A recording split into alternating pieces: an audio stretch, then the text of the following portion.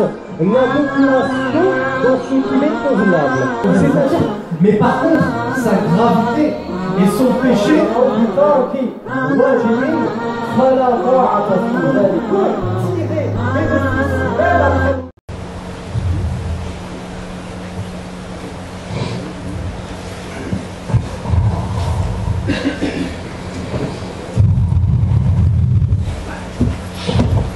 الحمد لله نحمده ونستعينه ونستغفره ونعوذ بالله من شرور أنفسنا ومن سيئات أعمالنا من يهده الله فلا مضل له ومن يضلل فلا هادي له وأشهد أن لا إله إلا الله وحده لا شريك له وأشهد أن محمدا عبده ورسوله يا أيها الذين آمنوا اتقوا الله حق تقاته ولا تموتن إلا وأنتم مسلمون يا أيها الناس اتقوا ربكم الذي خلقكم من نفس واحدة وخلق منها زوجها وبث منهما رجالا كثيرا ونساء واتقوا الله الذي تساءلون به والأرحام إن الله كان عليكم رقيبا يا أيها الذين آمنوا اتقوا الله وقولوا قولا سديدا يصلح لكم أعمالكم ويغفر لكم ذنوبكم ومن يطع الله ورسوله فقد فاز فوزا عظيما أما بعد فإن يوم الجمعة سيد أيام الأسبوع وهو عيد أسبوعي للمسلمين وقد قال النبي صلى الله عليه وعلى آله وسلم إن من أفضل أيامكم يوم الجمعة ولذلك خصه الله تبارك وتعالى بخصائص ومن أهمها صلاة الجمعة التي ستقام بعد قليل إن شاء الله وهي فرض عين على كل مسلم بلا خلاف وتركها من أعظم المحرمات كما قال النبي صلى الله عليه وعلى آله وسلم لينتهين أقوام عن ودعهم أي تركهم الجمعات أو ليختمن الله على قلوبهم ثم ليكونن من الغافلين وتجب هذه الصلاة صلاة الجمعة على كل مسلم بشروط منها العقل ومنها البلوغ فلا تجب صلاة الجمعة على الصبي ولكن يؤمر بها كسائر الصلوات الخمس إذا بلغ 7 سنين وكذلك من شروط وجوبها الإقامة فلا تجب صلاة الجمعة على المسافر وكذلك لا تجب على مريض ولا على المرأة لكنها إن حضرت المرأة الجمعة أجزأتها عن الظهر وصحت صلاتها ووقت الجمعة عند جمهور العلماء هو وقت الظهر ولكن رأى بعض العلماء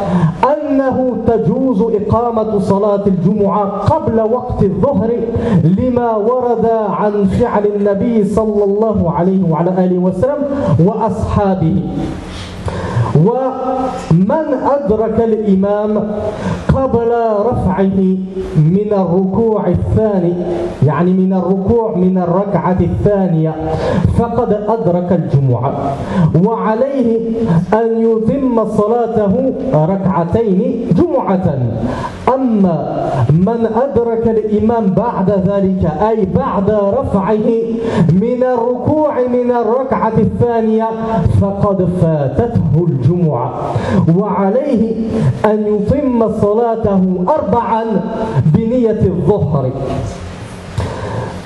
Mes chers frères, sachez que le meilleur jour de la semaine est sans contestation aucune le jour du Jumu'ah. C'est d'ailleurs une fête hebdomadaire, c'est-à-dire une fête qui revient chaque semaine pour les musulmans. Le prophète sallallahu alayhi wa sallam a dit certes, parmi vos meilleurs jours, il y a le jour du Jumu'ah, le jour du vendredi.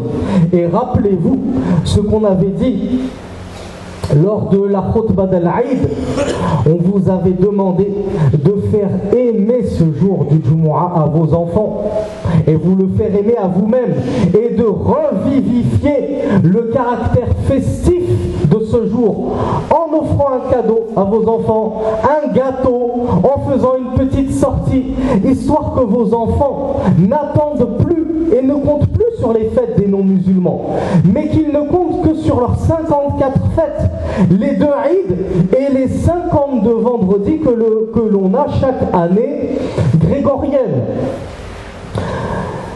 Et c'est pour cela qu'Allah tabaraka wa ta'ala a spécifié le jour du Jumu'ah par des caractéristiques qui lui sont propres. Et parmi les plus importantes caractéristiques du jour du Jumu'ah, du jour du vendredi, n'est-il pas ou n'est-elle pas la prière du vendredi que nous allons incha'Allah accomplir dans quelques minutes. C'est la plus importante caractéristique du jour du vendredi. C'est la prière du vendredi. Cette prière qui d'ailleurs est obligatoire à tout musulman. Et d'ailleurs le fait de la délaisser fait partie des pires abominations dans l'islam. Le prophète sallallahu alayhi wa sallam a dit: les gens délaisseront, plutôt le prophète sallallahu alayhi wa sallam a dit que les gens cessent de délaisser les Jumu'at, c'est-à-dire de délaisser les prières du vendredi où Allah tabaraka wa ta'ala scellera leur cœur, c'est-à-dire qu'il fermera leur cœur à triple tour et ils seront inscrits parmi les rafilines, ils seront inscrits parmi les insouciants, les négligents, c'est-à-dire ces gens dont le cœur est tellement scellé et fermé que ce sont devenus tels des bêtes de somme, tels des animaux, des ânes qui n'ont aucun but dans la vie. Ils mangent, ils boivent, ils marchent, ils dorment, ils se réveillent, ils mangent, ils boivent, ils marchent, ils dorment et se réveillent, et ainsi de suite toute la vie. Ils n'ont aucun but dans la vie, aucune nia, aucun objectif, rien, des bêtes de somme.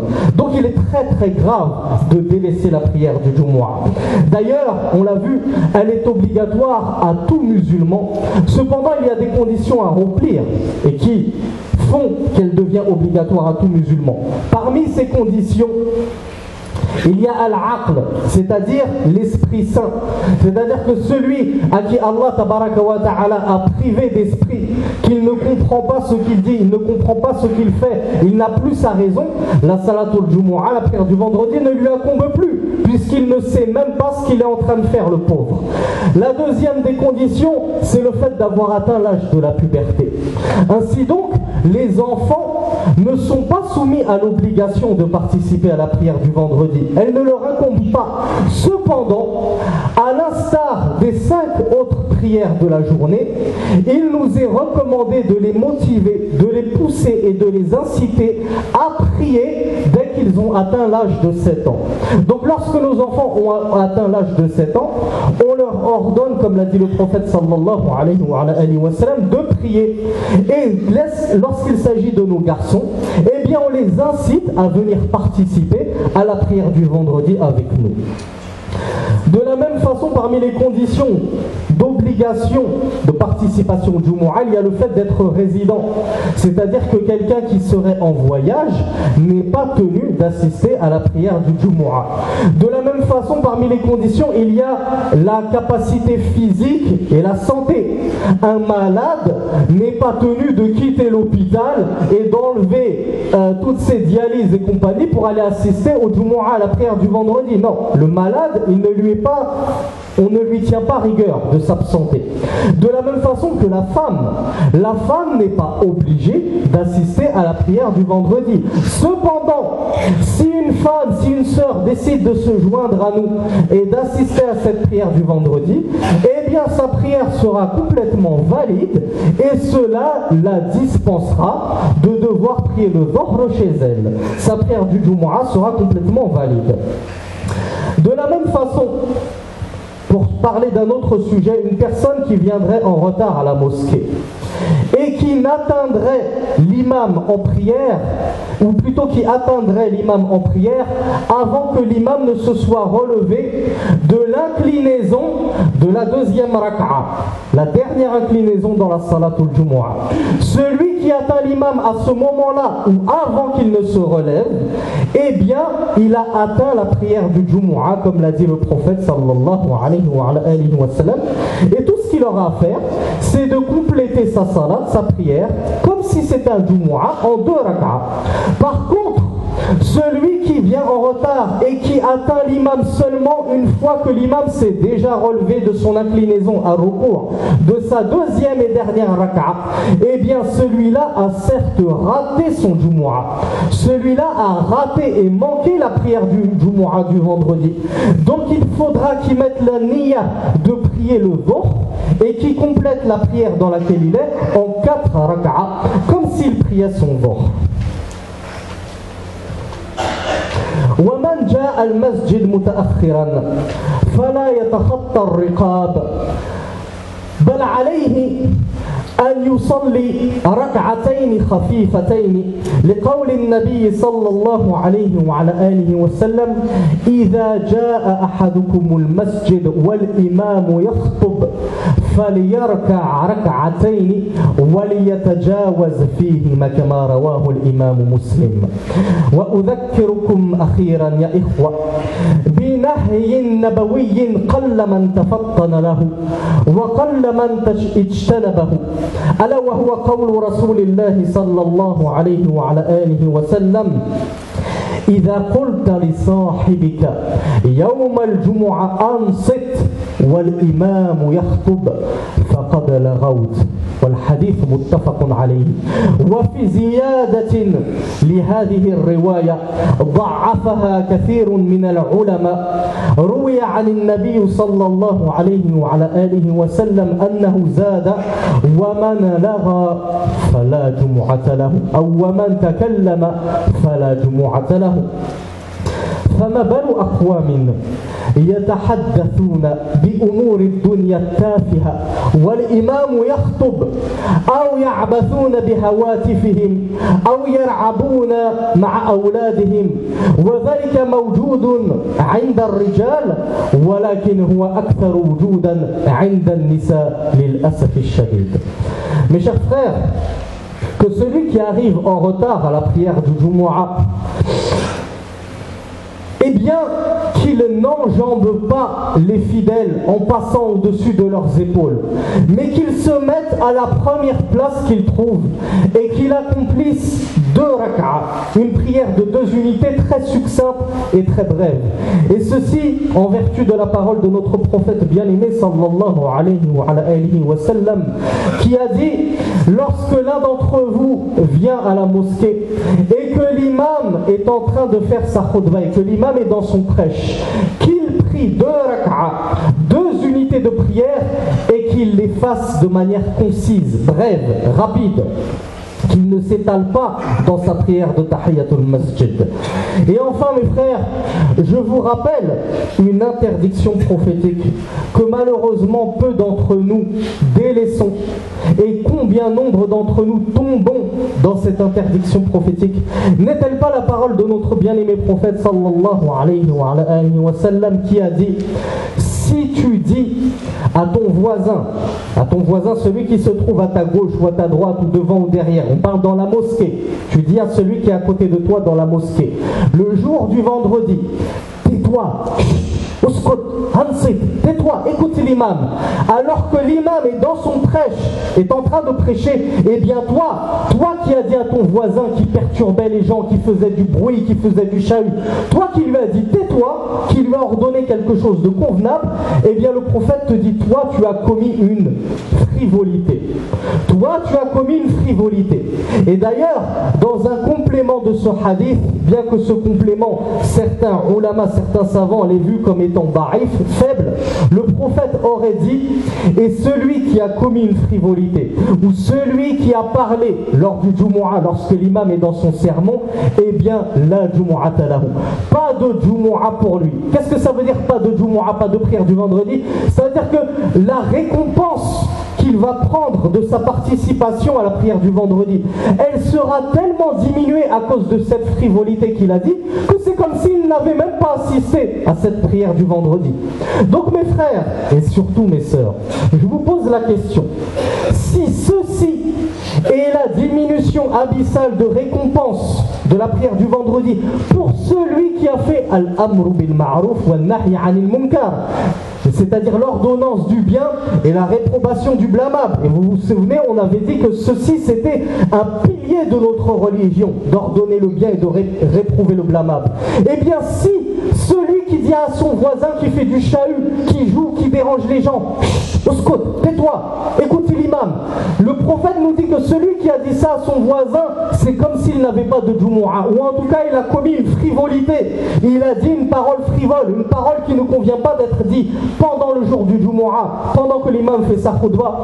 Eh bien, que pensez-vous des gens qui parlent des affaires mondaines, qui se croient à une terrasse de café et qui discutent avec son ami, avec son frère, avec son voisin, et t'as vu le match Barça-Real alors que l'imam est en pleine khutbah, ou ceux qui jouent avec leur téléphone portable, même si vous ne comprenez pas la khutbah, même si vous ne comprenez pas la partie en arabe, et vous avez de la chance que dans cette mosquée on vous propose une traduction en français, même si vous ne comprenez pas la partie en arabe, vous devez écouter et faire preuve de sérénité et de silence. Et vous n'avez pas à jouer avec vos téléphones portables, à jouer avec votre montre, à jouer avec votre barbe, à jouer avec vos enfants. Et on a dit ceci, on le voit de nos propres yeux chez les hommes, mais malheureusement on l'entend tous les vendredis et plus que jamais chez les femmes. Et que les femmes et les sœurs sachent qu'elles sont tout autant concernées par cet interdit et cette injonction prophétique que les hommes.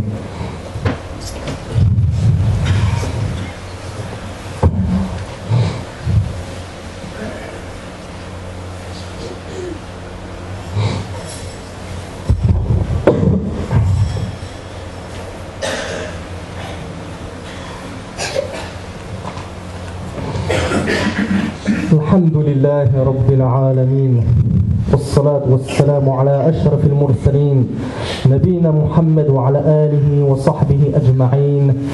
أما بعد فإن خير الحديث كلام الله وخير الهدي هدي محمد صلى الله عليه وعلى آله وسلم وشر الأمور محدثاتها وكل محدثة بدعة وكل بدعة ضلالة وكل ضلالة في النار. أما بعد إخواني لنذكر بعض سنن الجمعة أو بعض السنن النبي صلى الله عليه وعلى آله وسلم المختصة بيوم الجمعة. ومن أفضل السنن الغسل، وقلنا إنها من أفضل السنن لأن بعض العلماء يرى بوجوبها أو بوجوبه وجوب الغسل على كل محترم ليوم الجمعة. ومن سنن الجمعة لبس أحسن الثياب ولا سيما البيض منها، وكذلك مص الطيب، وكل ذلك طبعا يخص الرجال دون النساء. ومن سنن الجمعة الانطلاق إلى المسجد ماشيا ومبكرا ولو في الساعة الأولى. وكذلك من سنن الجمعة الإكثار من الصلاة على نبينا محمد صلى الله عليه وعلى آله وسلم، لقول رسول الله صلى الله عليه وعلى آله وسلم: ما أكثر الصلاة علي يوم الجمعة وليلة الجمعة، فمن صلى علي صلاة أي صلاة واحدة صلى الله عليه 10. وكذلك من سنن الجمعة قراءة سورة الكهف، لقول النبي صلى الله عليه وعلى آله وسلم: من قرأ سورة الكهف يوم الجمعة أضاء له من النور ما بين الجمعتين. وأخيرا من سنن الجمعة الدعاء، وأوصيكم ونفسي بالإكثار والإلحاح في الدعاء يوم الجمعة عسى أن توافق ساعة الاستجابة، لقول النبي صلى الله عليه وعلى آله وسلم: إن في يوم الجمعة ساعة لا يرد الله فيها الدعاء. Mes chers frères, évoquons brièvement certaines conduites prophétiques qui sont caractéristiques et spécifiques au jour du Jumu'ah. La première et la plus importante de ces caractéristiques, c'est al-ghusl, c'est-à-dire les ablutions majeures, la douche rituelle. Pourquoi on dit que c'est la plus importante? Car elle incombe, c'est une sunna pour tout homme pubère. Un homme pubère, un adolescent qui atteint la puberté, est considéré comme un homme, il est considéré comme tenu d'assister au Jumu'ah, donc ça fait partie des sunnas pour lui de prendre ses ablutions majeures, ce ghusl. Et on dit que c'est la plus importante car certains savants voient que ce n'est pas une sunna mais que c'est obligatoire. Fard, c'est obligatoire pour tout adolescent pubère qui a atteint la puberté. Parmi les sunnahs ou les sunan spécifiques, parmi les conduites spécifiques du prophète sallallahu alayhi wa sallam en ce jour du Jumu'ah, il y a le fait de se parer et de se vêtir de ses plus beaux vêtements. Et qui plus est, les vêtements blancs que le prophète sallallahu alayhi wa sallam aimait tant à porter et recommandait tant à ses compagnons. Il y a aussi le fait de se parfumer. Et toutes ces sunnahs, bien sûr, elles concernent uniquement les hommes. On l'a déjà expliqué à plusieurs reprises. Les femmes, lorsqu'elles sortent, ne se parfument pas, elles ne se maquillent pas, elles ne s'habillent pas avec leur parure, elles ne s'ornent pas, mais au contraire, elles se font discrètes lorsqu'elles sortent. Parmi les sunan, les conduites prophétiques, le jour du Jumu'ah, il y a le fait de se rendre à la mosquée le plus tôt possible. Même si tu dois partir après le Fajr en direction de la mosquée, c'est encore plus de hasanat que tu prends et la récompense est encore plus grande. Il n'y a aucun empêchement à partir dès le Fajr à la mosquée pour assister au Jumu'ah. Essayez d'y aller le plus tôt possible. Que celui qui peut y aller 1 heure, 2 heures, 3 heures à l'avance, qu'il ne se prive pas de cette sunna de laquelle découle une récompense extraordinaire. Et si possible, essayez d'y aller à pied. Ça aussi, ça fait partie des sunan, des traditions prophétiques. Aller à la mosquée à pied et délaisser la voiture si la mosquée ne se trouve qu'à 10-15 minutes de marche. C'est faisable, ce n'est pas insurmontable. Parmi les sunan, les conduites prophétiques, il y a le fait de multiplier la prière sur notre prophète bien-aimé, sallallahu alayhi wa sallam, en vertu de sa parole lorsqu'il dit: multipliez les prières sur moi le jour du vendredi et la nuit du vendredi. Car quiconque prie sur moi une seule fois, Allah priera sur lui 10 fois. Et je pense que vous savez tous en quoi consiste la prière sur le prophète. Prier sur le prophète, ce n'est pas faire 2 rak'ah et dire: oh Allah, je donne la récompense de cette salat au prophète. Non, ce n'est pas ça. C'est juste la prière que l'on fait tout à la fin du tashahhud. Lorsque l'on dit Allahumma salli ala Muhammadin wa ala ali Muhammad kama sallaita ala Ibrahim wa ala ali Ibrahim, etc., etc. C'est ça la prière sur le prophète. Donc multipliez-la durant le jour du Jumu'ah, durant le jour du Jumu'ah. Parmi les conduites prophétiques de ce jour-là, il y a le fait de lire Surat al-Kahf, la sourate la caverne, car le prophète sallallahu alayhi wa sallam a dit: quiconque lit la sourate la caverne le jour du vendredi, elle illuminera son chemin ou sa vie, elle illuminera tout ce qu'il y a entre les deux Jumu'ah, entre les deux vendredis, c'est-à-dire la semaine complète. Vous aurez une semaine illuminée par la bénédiction de la parole d'Allah tabaraka wa ta'ala que vous aurez lue. Et enfin, je vous enjoins ainsi qu'à moi-même de multiplier les invocations durant ce jour, ad-du'a.